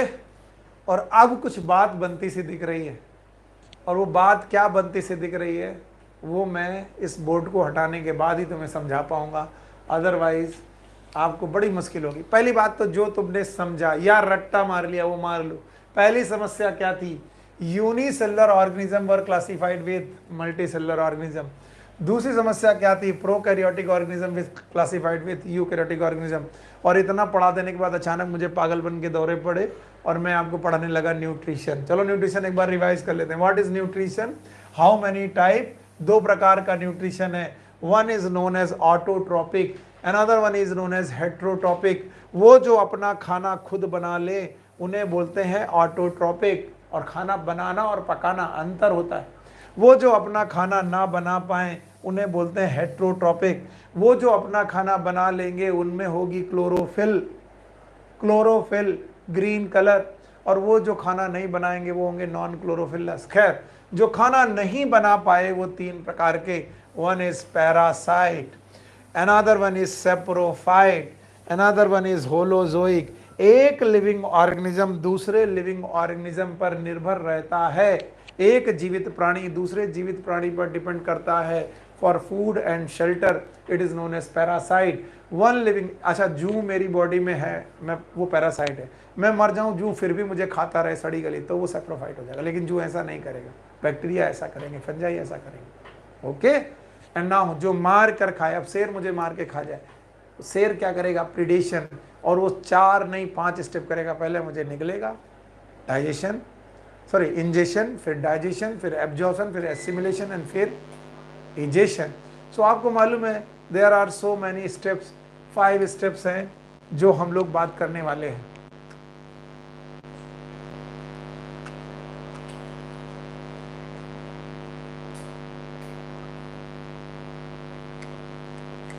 Okay. There may be a power cut.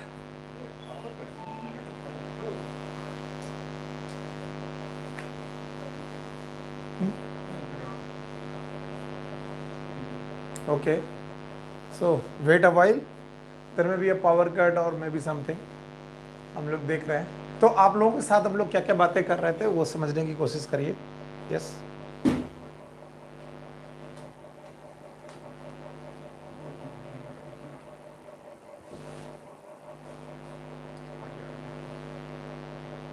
Okay, बाकी मैं कर लूँ. Thank you. सो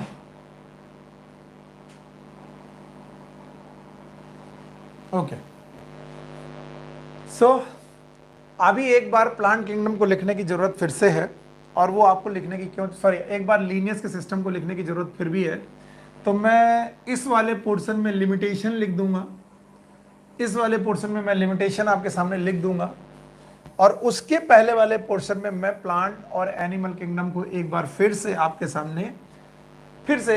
सामने से समझाने की कोशिश करता हूं। और अगर आप भूले नहीं हैं तो आपने लीनियस के सिस्टम को दोबारा पकड़ ही लेना है, और प्लीज पकड़ ही लीजिएगा अगर आप मुश्किल में नहीं है तो। लीनियस ने 2 किंगडम क्लासिफिकेशन किए, अब पकड़ लो बात को और मुझे बताओ जहां जहां ना समझ में आया हो। 2 किंगडम क्लासिफिकेशन करते वक्त उन्होंने कहा दुनिया में 2 ही तरीके के लोग, या तो दुनिया में प्लांट हैं और या तो दुनिया में एनिमल हैं। 2 ही तरीके के लोग हैं, या तो दुनिया में प्लांट है या तो दुनिया में एनिमल है। और देखिए आपका रिवीजन हो रहा, प्लांट वो हैं जिनमें सलवाल है और एनिमल वो हैं जिनमें सलवाल नहीं है। और आपको एग्जाम्पल दिए गए, चलिए मैं एक एक करके लिखता हूं। बैक्टीरिया, जगह कम है लेकिन मैं लिख रहा हूं, bacteria oblique cyanobacteria, thank you very much. Bacteria और साइनो बैक्टीरिया हैं यहाँ पर। इसके अलावा एल्गी हैं, थैंक यू वेरी मच। इसके अलावा फंजाई हैं, फंजाई के अलावा ब्रायो हैं, ब्रायोफाइटा से लेकर एंजियोस्पर्म तक हैं, जो मैं लिख चुका हूं। बार बार क्यों लिखने की जरूरत पड़ रही, क्योंकि मैं बोर्ड को और इधर उधर घुमा नहीं सकता। इसके अलावा एनिमल में मैं लिख सकता हूं प्रोटोजोआ, और प्रोटोजोआ में 2 प्राणियों के नाम एनसीईआरटी बार बार लिखती है, इसलिए मैं उनका नाम लिख दे रहा हूं। वन इज अमीबा और दूसरा मैं लिख देता हूं पैरामीशियम। बेटा इसके बाद में वो 10 फाइलम नहीं लिखूंगा, वो आपको खुद सोचने पड़ेंगे। पोरीफेरा से लेकर के कॉर्डेटा तक ये सारे प्राणी आपको समझ में आने चाहिए, मैंने लिख दिए। अब देखिए, बैक्टीरिया इज यूनिसेलुलर, इसमें कोई डाउट नहीं है। Now algae can be unicellular and multicellular, ये यूनिसेलुलर भी हो सकते हैं और मल्टीसेलुलर भी हो सकते हैं। Fungi can be unicellular and multicellular. बाकी ब्रायोफाइटा से एंजियोस्पर्म तक all of them are multicellular. M/C का मतलब multicellular. Now protozoa here is unicellular. अब आप लोग किसी भी टेंशन में मत जाइएगा, amoeba and paramecium are unicellular. Now porifera to chordata, यहां तक सारे लोग दे आर मल्टीसेलुलर। सो पहली समस्या मैंने लिख दी थी, unicellular they were classified with. पहली समस्या यही है कि यूनिसेलुलर लोगों को मल्टीसेलुलर लोगों के साथ क्लासिफाई कर दिया गया। सर ये पहली समस्या है लीनियस की। और फिर मैंने बताया, क्या बताया आप उसे देखने की कोशिश करिए। मैंने बोला बैक्टीरिया, खाली दुनिया में बैक्टीरिया, साइनोबैक्टीरिया या कहीं पर भी कोई बैक्टीरिया शब्द लगा हो, ये है प्रोकैरियोटिक, भूलिएगा मत, ये है प्रोकैरियोटिक। इसके अलावा दुनिया में मोस्ट ऑफ और अदर जितने भी हैं यहां से लेकर यहां तक, ये है यूकैरियोटिक। और एनिमल तो पूरा यूकैरियोटिक है, वेदर इट इज प्रोटोजोआ और द कॉर्डेटा, सब के सब लोग हैं यूकैरियोटिक। तो याद रखना, एनिमल में ये समस्या नहीं है, लेकिन प्लांट में ये समस्या है कि प्रोकैरियोटिक और यूकैरियोटिक को एक साथ क्लासिफाई कर दिया गया। देन मैंने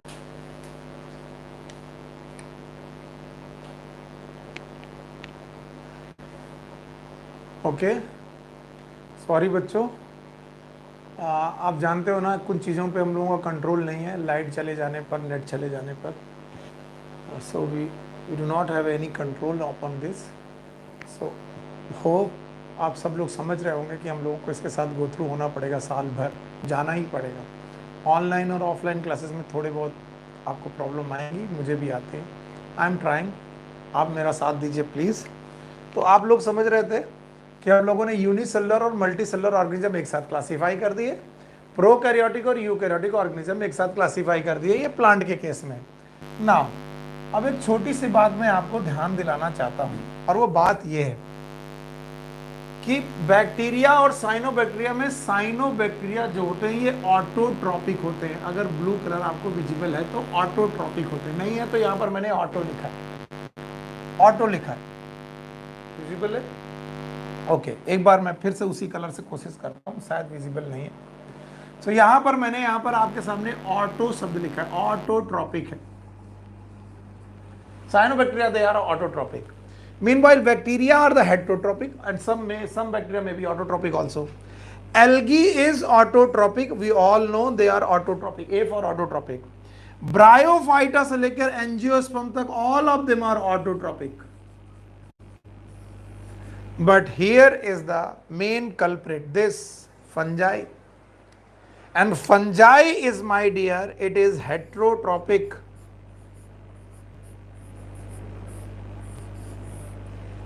और हेट्रोट्रॉपिक में भी फंजाई सड़ी गली चीजें खाता है। इसका मतलब फंजाई इज हेट्रोट्रॉपिक में भी है सेप्रोफिटिक, सड़ी गली चीजें खाने वाला, सेप्रोफिटिक। समझ गए?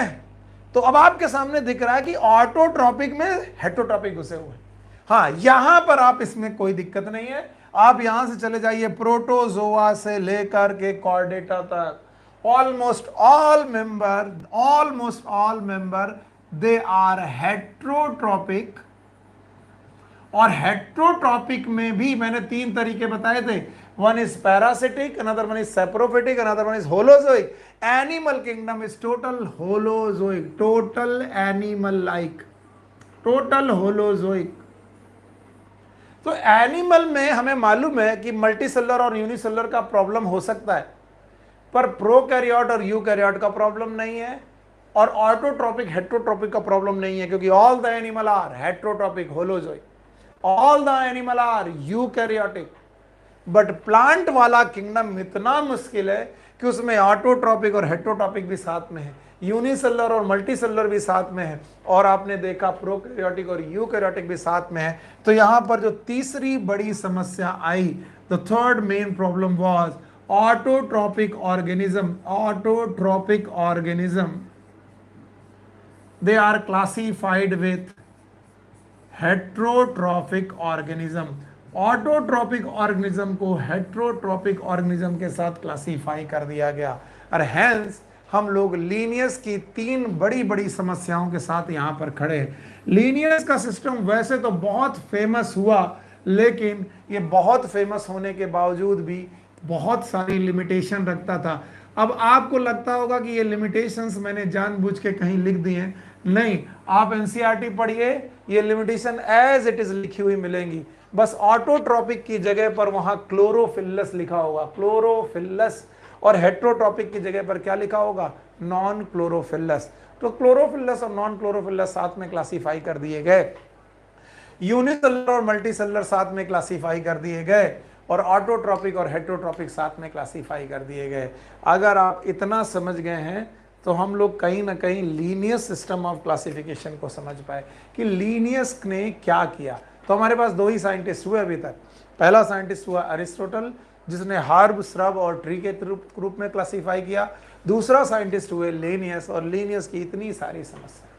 अगर आप इतनी सारी समस्याओं के साथ आगे बढ़ रहे हैं तो हम लोग इन सारी समस्याओं को एक बार सॉल्व कर लेंगे। देखते जाइए बच्चों, कहीं पर भी आपको दिक्कत नहीं होनी चाहिए। One is unicellular and multicellular are classified with each other. इसके एग्जांपल है chlorella, chlamydomonas, they are classified with other plant, और protozoa are classified with other animals.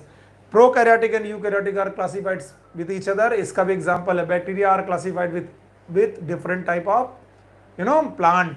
And now the autotrophic and heterotrophic classified का सबसे बढ़िया classic example है fungi. घुसा पड़ा है कहां पर, प्लांट में, और फंजाई कैसा है, हेट्रोट्रॉपिक, बाकी प्लांट ऑटोट्रॉपिक। सो ये 3 लिमिटेशन के साथ जब हम लोग आगे बढ़ते हैं तो इन लिमिटेशंस को धीरे धीरे करके सुधारा जाता है। और इन 3 समस्याओं को सुधारने के लिए पहला, लीनियस के बाद एक साइंटिस्ट आता है जो कि एनसीईआरटी में नहीं है, इसलिए please note it down, and he is the Ernst Hückel. इन्हें प्लीज नोट कर लीजिएगा, अर्नस्ट हैकेल। और ये अर्नस्ट हैकेल जो है, इन्होंने 3 किंगडम क्लासिफिकेशन दिया। इनके 3 किंगडम क्लासिफिकेशन की बड़ी चर्चा हुई, क्योंकि इन्होंने बहुत सारी बड़ी प्रॉब्लम को सॉल्व कर दिया। नो डाउट मुझे मालूम है कि 3 किंगडम क्लासिफिकेशन मुझे पढ़ाने में थोड़ा सा समय लगेगा, क्यों? क्योंकि मैं चीजों को बार बार उठा करके इधर से उधर शिफ्ट करूंगा। प्लीज थोड़ा सा पेशेंस बनाए रखिएगा, अगर पेशेंस बनाए रखेंगे तो आपको वाकई मजा आएगा। चलिए, क्या आपको लीनियर सिस्टम ऑफ क्लासिफिकेशन याद है? आप बोलेंगे सर अभी अभी तो आपने पढ़ाया, हमें याद है। क्या आपको याद है लीनियस ने दो किंगडम पढ़ाए थे? पहला किंगडम था प्लांट। यस सर, हमें याद है कि पहला किंगडम प्लांट था। Very good. और लीनियस का दूसरा किंगडम आपको याद है? यस, लीनियस के दूसरे किंगडम का नाम था एनिमल। यस। क्या आपको याद है कि प्लांट और एनिमल में कौन कौन लोग हैं? यस, हमें मालूम है सर। यहां पर बैक्टीरिया है, साइनोबैक्टीरिया है सर। यहां पर यूनिसेलुलर एल्गी है सर। यहां पर मल्टी सेलुलर एल्गी है। Thank you very much sir. यहां पर यूनिसेलुलर फंजाई है। अच्छा भाई, इसके अलावा मल्टी सेलुलर फंजाई है। आपको लग रहा होगा बार बार वही बातें क्यों लिख रहा हूं मैं। यस, अभी मैं बताता हूं क्यों। इसके अलावा ब्रायोफाइटा से लेकर के टेरिडोफाइटा तक सारे मल्टी सेलुलर लोग हैं। याद रखना, हैकेल ने एक किंगडम और बना दिया। प्लांट रहने के बावजूद, एनिमल रहने के बावजूद भी हैकेल ने एक किंगडम बना दिया यूनिसेलुलर लोगों का। उन्होंने कहा जितने भी यूनिसेलुलर ऑर्गेनिज्म है मैं इस किंगडम में रखूंगा। हालांकि उन्होंने जो टर्म दिया था इस किंगडम का वो मैं लिख रहा हूं, पर आप डिफरेंट डिफरेंट बुक में डिफरेंट डिफरेंट नाम पा सकते हैं। उन्होंने नाम रखा था प्रोटोटिस्टा। याद रखना, यहां पर सी साइलेंट है। कई बार लोग इसे प्रोटिस्टा बोलते हैं। It was not the protista, protoctista. और इन्होंने सारे यूनिसेलुलर लोगों को यहां पर रख दिया। अब बताओ, इन्होंने बैक्टीरिया और साइनोबैक्टीरिया को कहां से उठाया होगा? प्लांट से। तो प्लांट से बैक्टीरिया और साइनोबैक्टीरिया को इस किंगडम में रखा होगा। यानी आज बैक्टीरिया और साइनोबैक्टीरिया कहां पर आ गए? प्लांट से उठकर आ गए प्रोटोटिस्टा में। इसके बाद इन्होंने यूनिसेलुलर एल्गी को उठाया होगा और यूनिसेलुलर एल्गी को यहां पर रख दिया होगा। यूनिसेलुलर एल्गी को भी प्रोटिस्टा में रख दिया होगा, प्रोटोटिस्टा में रख दिया होगा।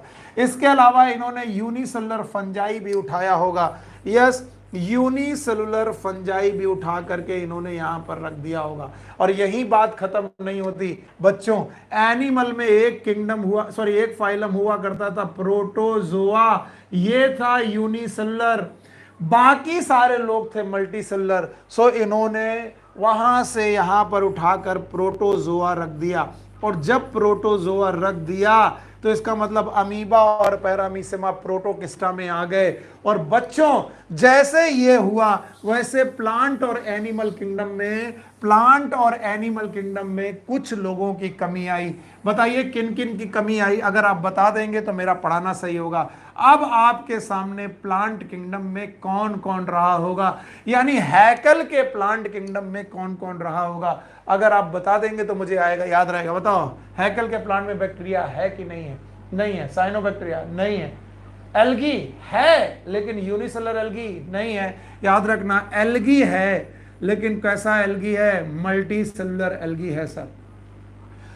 फंजाई है, नो डाउट है फंजाई, लेकिन कैसा फंजाई है सर? मल्टी सेलुलर फंजाई है। इसके अलावा ब्रायोफाइटा से लेकर के एंजियोस्पर्म तक ये सारे के सारे लोग रहे होंगे प्लांट किंगडम ऑफ हैकेल में।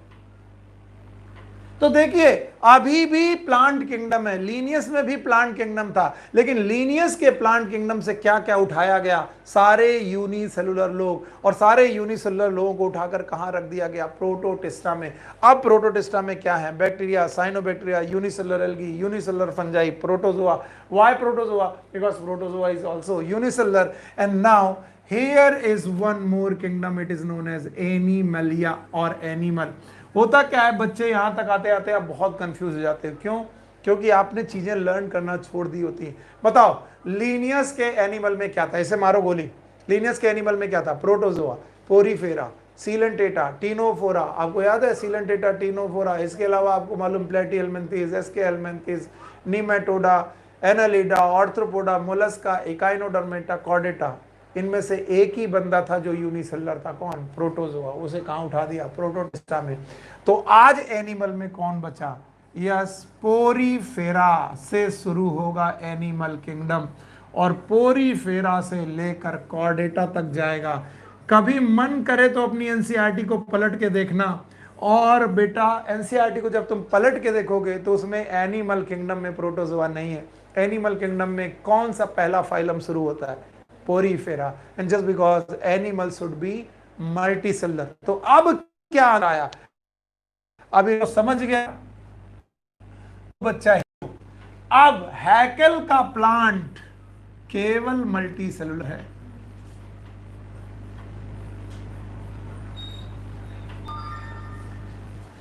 हैकेल का एनिमल भी मल्टीसेलुलर है।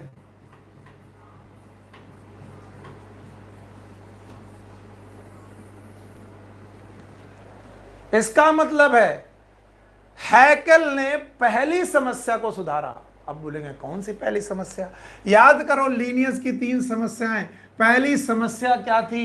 Yes, unicellular organism were classified with multicellular organism. ये लीनियस की पहली प्रॉब्लम थी। हैकेल ने पहली प्रॉब्लम सॉल्व कर दी। बोला यूनिसेलुलर सारे के सारे एक तरफ आओ, यानी कि यूनिसेलुलर ऑर्गेनिज्म एक साथ रख दिए गए। बताओ किस किंगडम में? प्रोटोटिस्टा में। तो हमारे पास 3 किंगडम बने। एक किंगडम का नाम है प्रोटोटिस्टा, एक किंगडम का नाम है प्लांट, और एक किंगडम का नाम है एनिमलिया या फिर एनिमल। इसका मतलब हैकेल के 3 किंगडम के नाम, यस, प्रोटोटिस्टा, प्लांट एंड एनिमल। बताओ हैकेल के 3 किंगडम के नाम, प्रोटोटिस्टा, प्लांट एंड एनिमल। और बताओ कौन सी समस्या सुधारी गई? समस्या नंबर 1 को सुधार दिया गया। एंड व्हाट वाज द समस्या number 1? What was the problem number 1? What was the limitation number 1? Limitation number 1 was the unicellular were classified with multicellular. और अगर आप भूले नहीं हो तो समस्या नंबर 2 थी, prokaryotic were classified with eukaryotic. अगर अभी भी नहीं समझ में आया तो आप रट्टा ही मार सकते हो कि भाई लीनियस के बाद हैकेल आते हैं। हैकेल कितने किंगडम क्लासिफाई करते हैं? 3। और अगर दिमाग जरा सा भी है तो अब आपको कह सकते हो कि हैकेल का प्लांट एक्सक्लूसिव कैसा है? मल्टीसेलुलर। हैकेल का एनिमल कैसा है? मल्टीसेलुलर। लीनियस का प्लांट कैसा था? मल्टीसेलुलर भी, यूनिसेलुलर भी। लीनियस का एनिमल कैसा था? मल्टीसेलुलर भी, यूनिसेलुलर भी। लेकिन हैकेल का प्लांट मल्टीसेलुलर, हैकेल का animal unicellular, no, multicellular. Plant multicellular, animal multicellular. तो फिर यूनिसेलुलर कहां गए? उसने कहा एनिमल से उठाओ यूनिसेलुलर, प्लांट से उठाओ यूनिसेलुलर, और सारे यूनिसेलुलर एक जगह रखो। और उस जगह का नाम रखा उन्होंने प्रोटोटिस्टा।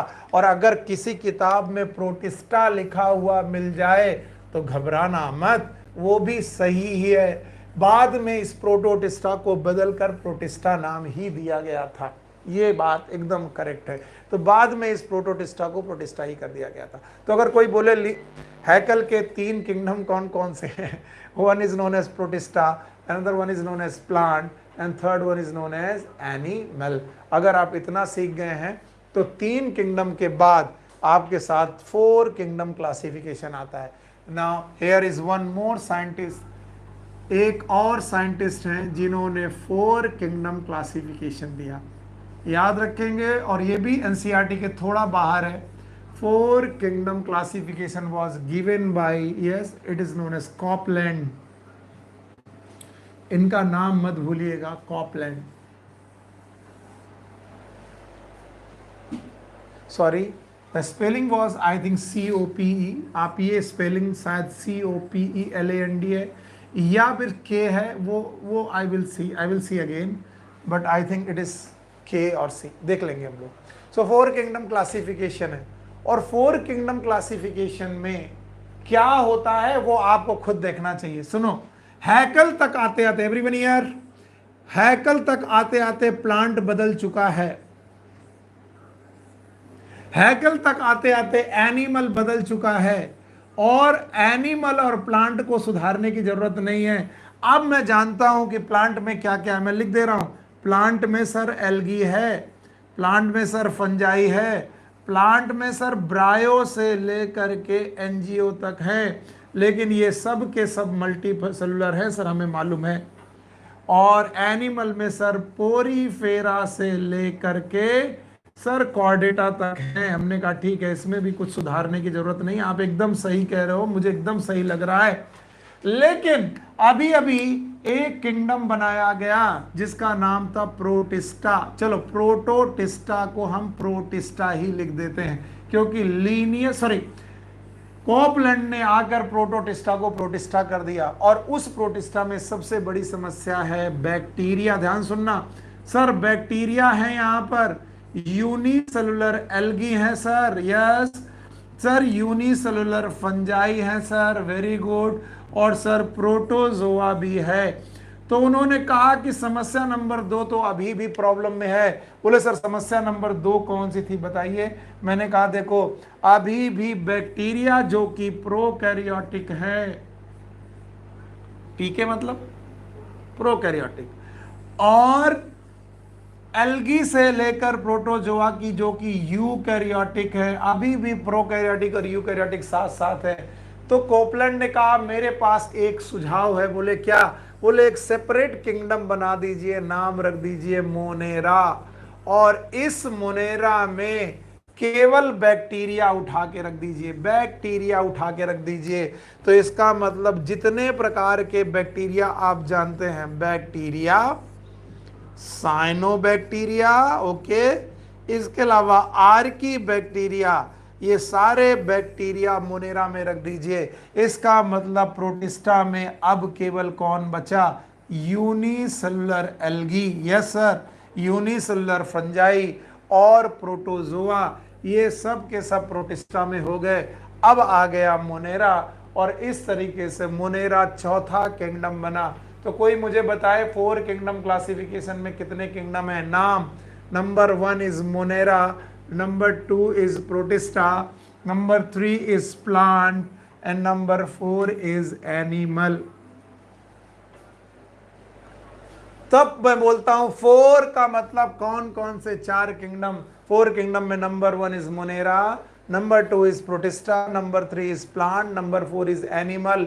और कोपलैंड को बोला जाता है कि इन्होंने दूसरी समस्या सॉल्व कर दी। अगर आपके पास बुद्धि है तो देखिए कितनी सारे काम इन्होंने सॉल्व कर दिए। मैं आपके सामने लिख रहा हूं, मैं आपके सामने ये कर रहा हूं, मैं ये एक लाइन खींच रहा हूं, यहां पर लाइन खींच दिया मैंने। कुछ तो बात होगी जो मैंने लाइन खींची। इस लाइन के इस तरफ दोनों के दोनों लोग यूनिसेलुलर हैं, इसमें कोई डाउट नहीं है। और इस लाइन के इस तरफ सब के सब मल्टी सेलुलर है। तो इसका मतलब है यूनिसेलुलर और मल्टी सेलुलर अलग अलग। समस्या नंबर 1 सॉल्व। यूनिसेलुलर अलग, मल्टी सेलुलर अलग। अब बताओ यूनिसेलुलर कितने kingdom? 2, 1 is monera, another 1 is protista. और मल्टी सेलुलर कितने लोग? 2 लोग, number 1 plant, another 1 is animal. इसका मतलब हैकेल का प्लांट मल्टी सेलुलर, कोपलैंड का प्लांट मल्टी सेलुलर, लेकिन लीनियस का plant unicellular and multi cellular both. Yes, Copeland का animal multi cellular, okay, Haeckel का एनिमल मल्टी सेलुलर, लेकिन लीनियस का animal unicellular and multi cellular. अब याद करो, हैकेल ने इंट्रोड्यूस किया प्रोटिस्टा, और यहां कोपलैंड आए जिन्होंने क्या इंट्रोड्यूस कर दिया? मोनेरा। और इस तरीके से 4 किंगडम क्लासिफाई किए गए। और अगर आपकी थोड़ी बुद्धि है तो एक लाइन और खींचिए। ये लिए मैं खींच दिया, ये एक और लाइन खींच दिया मैंने। यस, इस लाइन के इस तरफ प्रोकैरियोट, प्रोकैरियोटिक, या व्हाइट कलर से मैं दिख दे रहा हूं अगर दिख ना रहा हो, इस लाइन की तरफ वाले लोग प्रोकैरियोटिक, और यहां से लेकर यहां तक सारे लोग यूकैरियोटिक। तो बताओ कितने किंगडम है यूकैरियोटिक? देख के बताओ। 3 kingdom, protista eukaryotic, plant eukaryotic, animal eukaryotic, Monera prokaryotic. तो समस्या नंबर 2 भी सॉल्व। प्रोकैरियोटिक अलग, यूकैरियोटिक अलग, यूनिसेलुलर अलग, मल्टीसेलुलर अलग। बताओ यूनिसेलुलर अगर मैं पूछूं कितने kingdom, 2, Monera and protista. Multicellular कितने किंगडम, 2, प्लांट एंड एनिमल। मैं बोलूं प्रोकैरियोटिक कितने किंगडम, 1, दैट इज मोनेरा। और यूकैरियोटिक कितने kingdom, 3, protista, plant and animal. ये हैं कॉपलैंड जिन्होंने 4 किंगडम क्लासिफिकेशन के बारे में बताया। और अगर तुम्हारी बुद्धि है तो देखो आर.एच. विटेकर ने कुछ नहीं किया, मैं तुम्हें दिखाने की कोशिश कर रहा हूं, क्योंकि मैं अगली चीज लिखूंगा फिर यही दोहराऊंगा, तुम्हारा मन खराब हो जाएगा। एल्गी इज ऑटोट्रॉपिक, ब्रायोफाइटा से एंजियोस्पर्म तक इट इज ऑटोट्रॉपिक। और एक चोर फंसा हुआ है, बोलो कौन, fungi, it is heterotrophic, it is heterotrophic. अब ये बंदा है जो क्लोरोफिल नहीं रखता।